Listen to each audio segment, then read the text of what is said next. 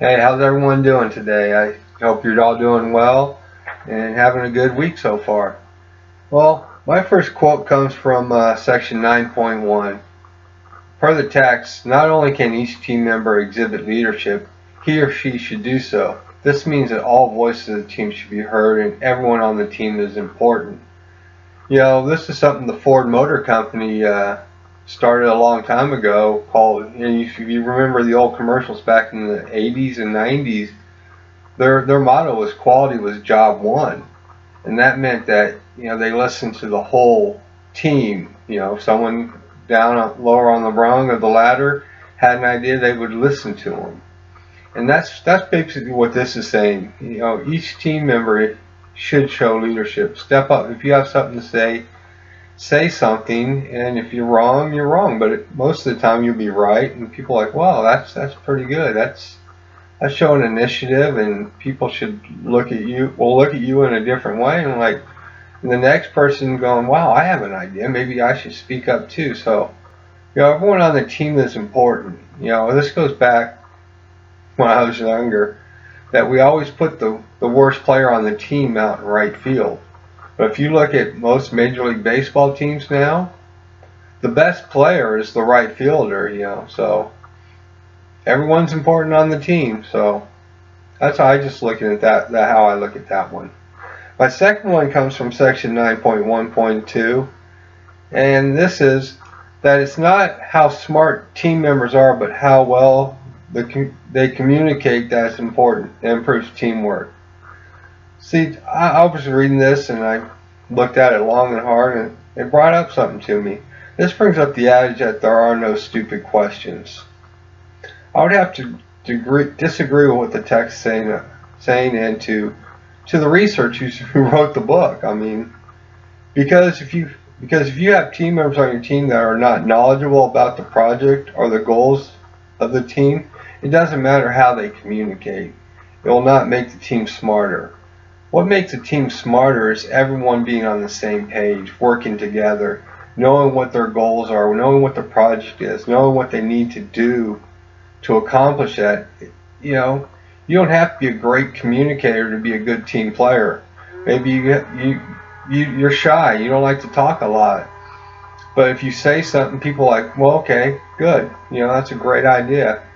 So, communication does help, and how you communicate works, but it doesn't make the team smarter if the person saying something that has nothing actually to do with the project or the goal, the team's norms, or whatever, whatever you look at it. So just because you have a good communication on the team doesn't make you a smarter team. Now I'm going to my second one from chapter 10 is, our first one from chapter 10 is from section 10.3.1. Now, several researchers have sought to identify which particular sequence works best. However, they found that no single prescriptive method works best, but having some structured sequence or steps or questions work better than having no structure. I mean, what kind of research is this? Because it sounds like common sense. If you don't have structure and you don't know what you're doing, of course you're not going to have a very, way to figure out what you're doing. I'm like, it's just common sense. Having something is better than nothing. Even if it's not perfect, you have something to work on. I mean, I'm sorry, that was just something that just really irked me when I read that. And it's more than one. So like, well, you can do it. Maybe you could do it this way, maybe you can do it that way, but whatever way you choose is probably going to be better than nothing. Of course, whatever you choose is better than nothing. My second quote from chapter 10 is per the authors. After writing down their own ideas individually, group members can come together to modify, collaborate on, and even evaluate ideas. This is a better way of brainstorming for two reasons. It gives the person time to think, and two, there's less pressure on them.